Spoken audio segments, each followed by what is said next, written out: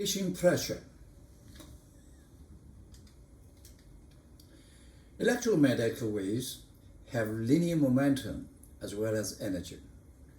This means that we can exert a pressure, a radiation pressure on the object by shining light on it. P, pressure, equal to F over A. F equal to dp dt. P is the linear momentum. Maxwell shows that during the interval delta t, the object gains an energy delta U from the radiation. It also gains linear momentum. If the wave is total absorption, then we find delta P, the linear momentum change, equal to delta U over C. If the wave was totally reflects back along the path, then we found the delta P, the linear momentum change, equal double to delta U over C. Sample. When you look at the North Star, you intercept the light from the star at a distance 431 light year and emitting energy at a rate of 2.2.10 to the 3 times that of our sun. This is 3.90 times 10 to the 26 watt. Neglecting any atmospheric absorption, find root mean square values of the electric and magnetic field when the starlight reaches you.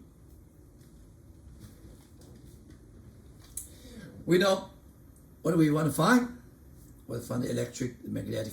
This is root mean square. This is energy, okay? This energy per unit time per unit area equal to PS over 4 pi r squared, okay?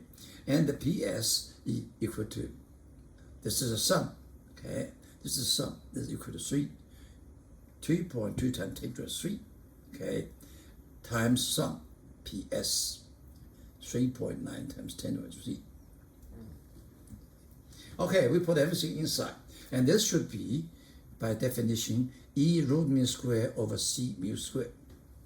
Okay? So that one, we can find this one from this equation. E equal to P C mu square over 4 pi R.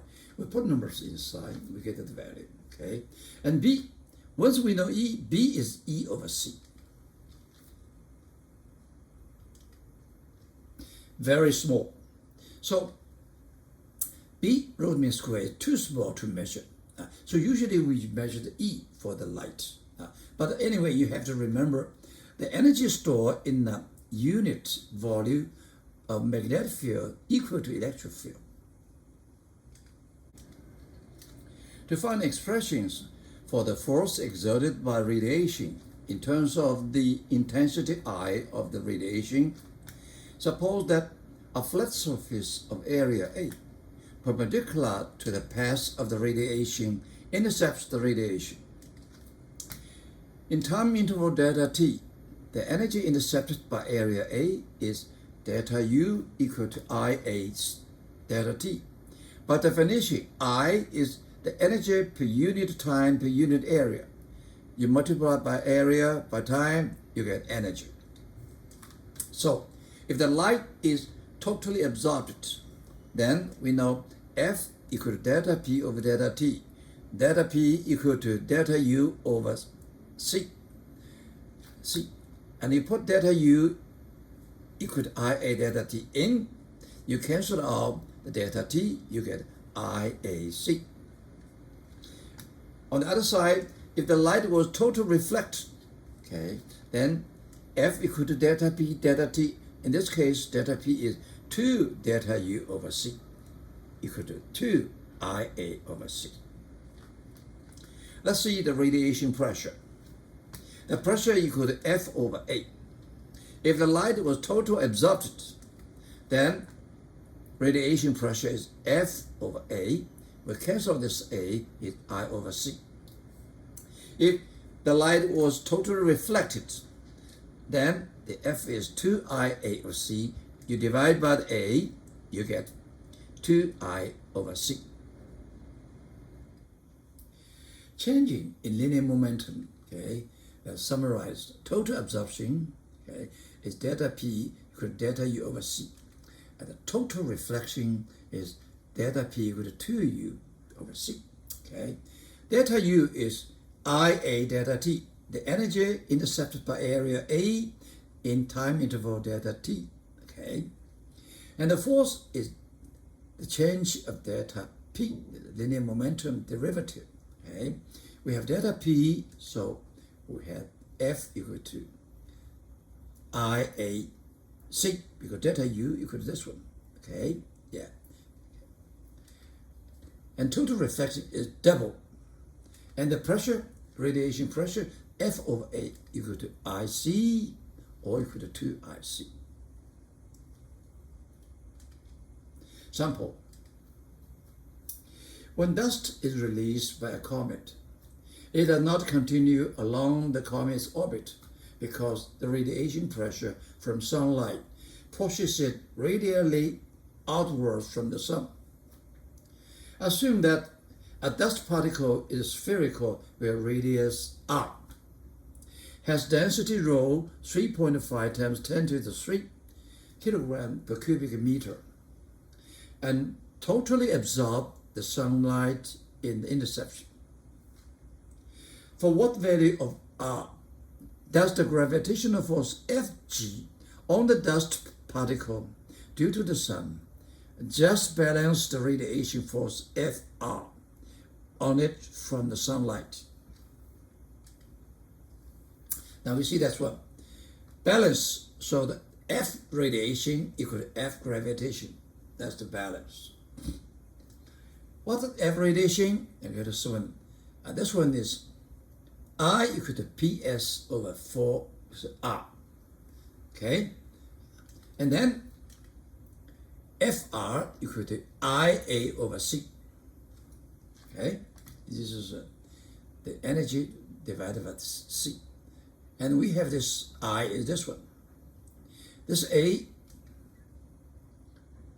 is pi r squared. This is radius of the dust. This is over C. Okay? So we can this is pi r. This pi cancels out. So PS r squared over 4 r squared C. This different r. This is the radius of the dust. This r is the distance to the sun. And gravitational force is mg/r squared. And this m equal to rho times 4 pi r cubic over 3. This is r. We make these two equal. What would you get? PSR squared over 4, see this one, equal to GM S rho 4 pi r cubic over 3. And then for the cancel the r squared, we find the big R. The big R is about 3 PS over 16 pi C rho GMS. Okay.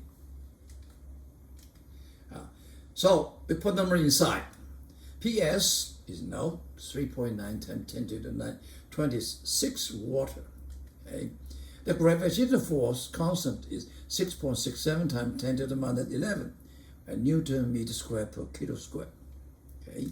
And the mass of sun is 1.99 times 10 to the 30 kilogram.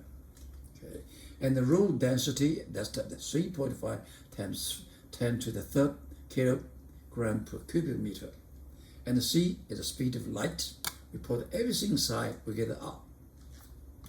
It's about 1.7 times 10 to the minus 7 million might, okay? 0.1